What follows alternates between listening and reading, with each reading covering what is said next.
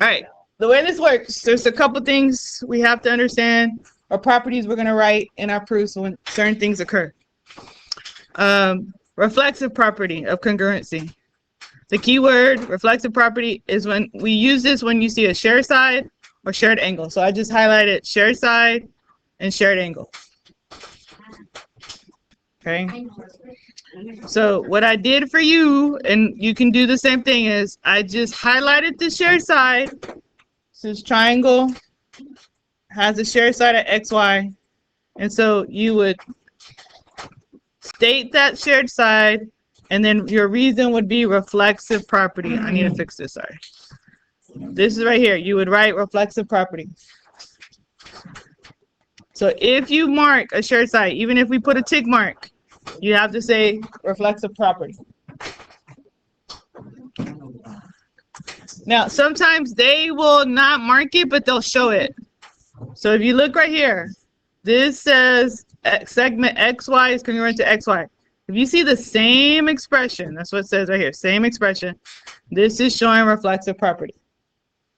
So if you see, read it, like if you start reading proofs or when we start putting in the orders together, if I see a statement that's exactly the same expression, you're going to write reflexive property for that statement. Okay, so I kind of need you to do this part with me. Let me explain what a common angle is, or how they usually see it. It is C. Okay, so I'm going to underline that common angle. Another idea or order or way to say common angle, that is our shared angle. This only happens when you have overlapping.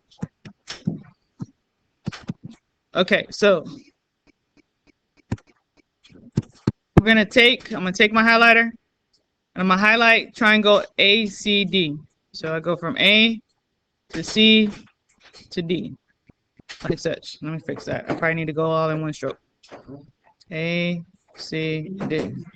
So pick a color, highlight that one. Then I'm going to pick a different color and highlight my ECB. So I'm going from E to C to B.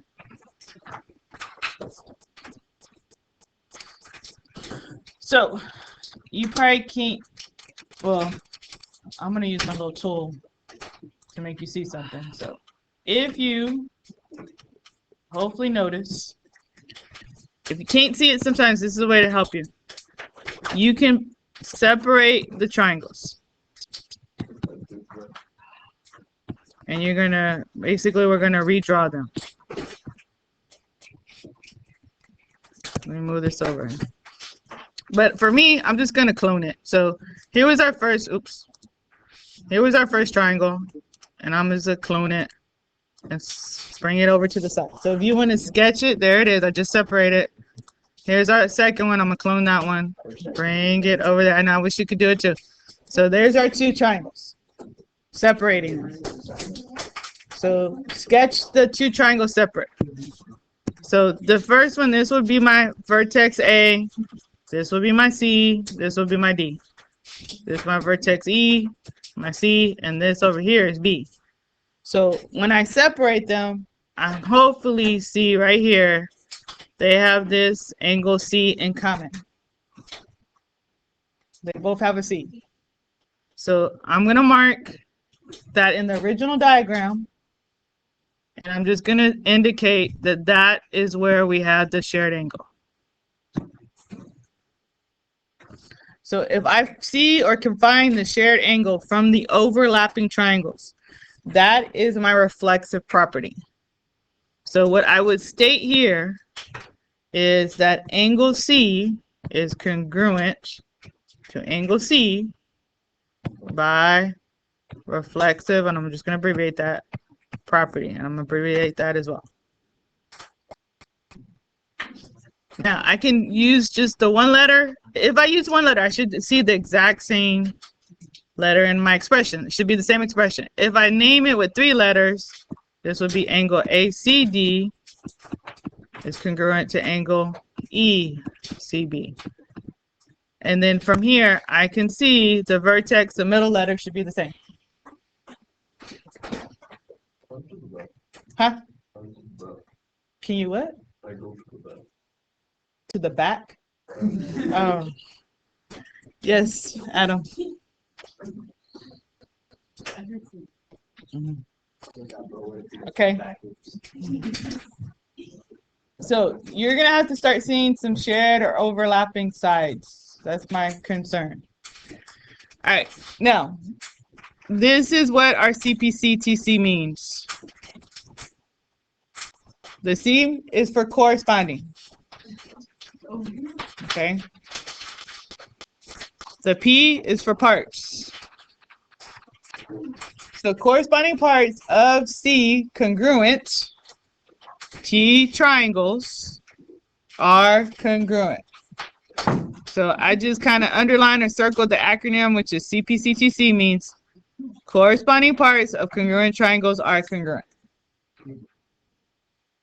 So once I know that a triangle is congruent, or two triangles are congruent, then everything about it is congruent. Everything that matches up the corresponding will be congruent.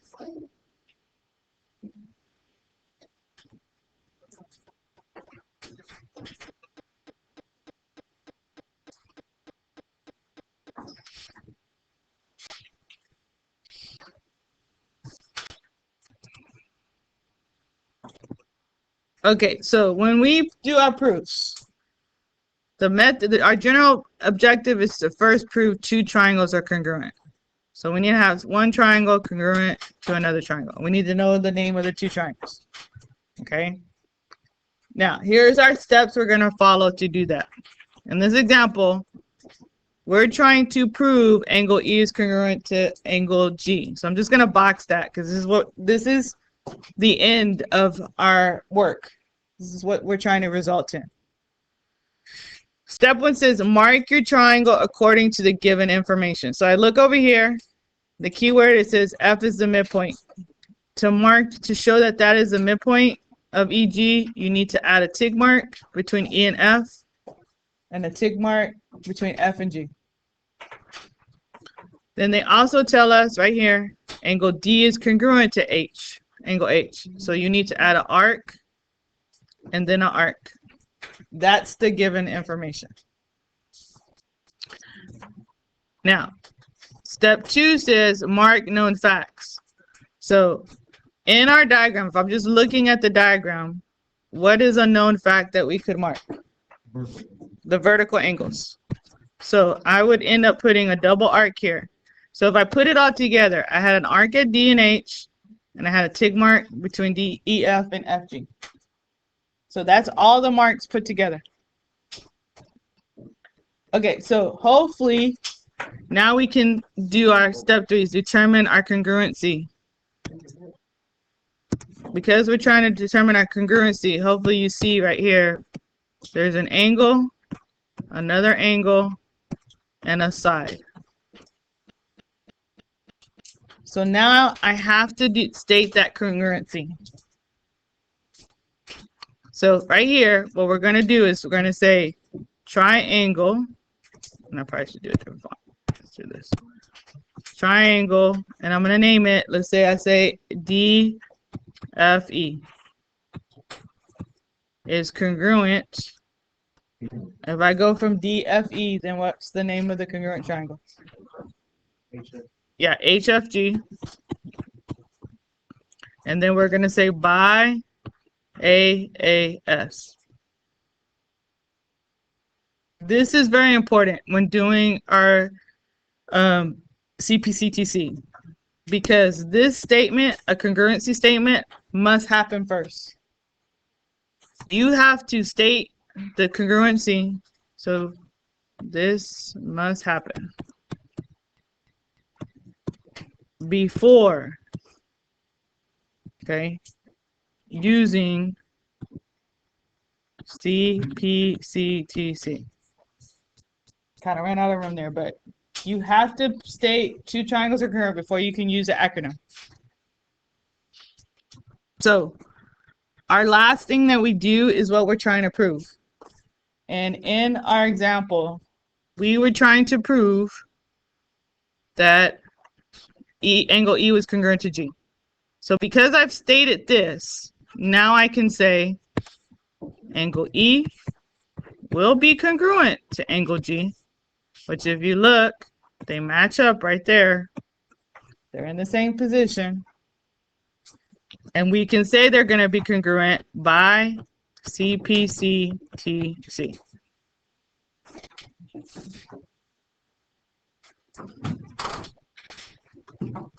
So this is always our last line in our proof. All right, do we have this down? Because we're going to practice a proof together.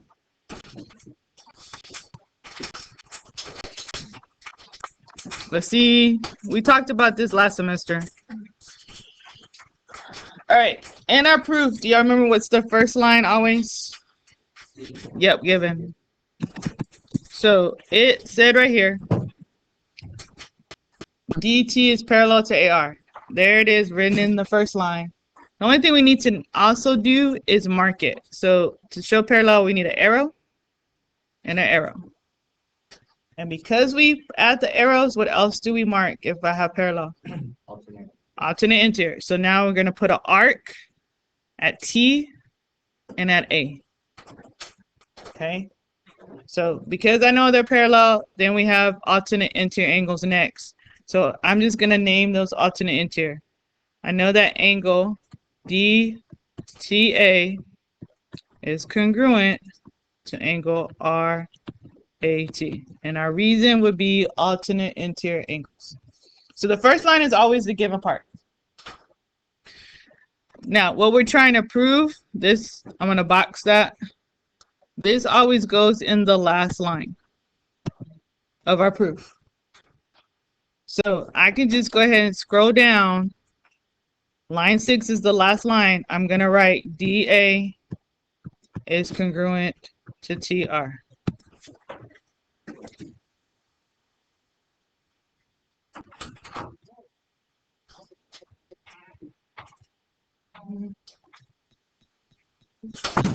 Okay, so our next thing we can write is, if you look here, we have a blank line here, but then if you see line statement 4, they've already given us, do y'all see what's being written here?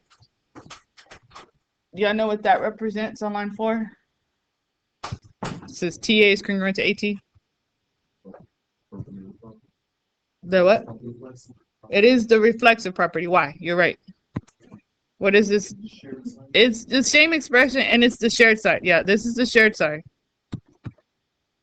I don't know if y'all saw that. If I see the same expression, that is a shared side. And our reason would be our reflexive property. Yeah. All right, so line 3 is what's missing. Did we mark all the given or list all the given? No, there's one more thing we need to mark right here. Y'all see that? Yeah. Angle D is congruent to R. So I need to add a double arc at D and a double arc at R and state that. Here I'm going to state that angle D is congruent to angle R and my reason was also given. So your given can be right after each other or it can be every other line, okay? Depending on what information you have. All right, so now line 5 says AAS. That has to deal with the triangles. Are these two triangles congruent?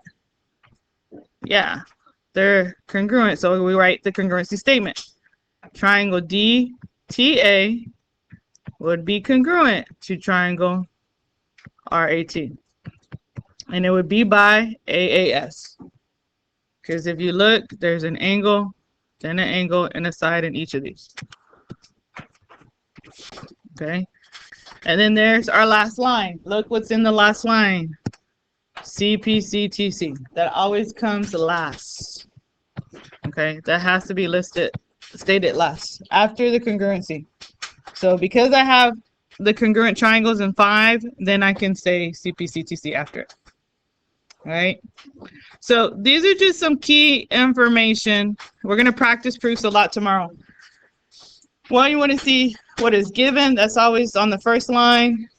Do you have any shared sides? That's our reflexive property. Are there any special angles like vertical or alternate interior?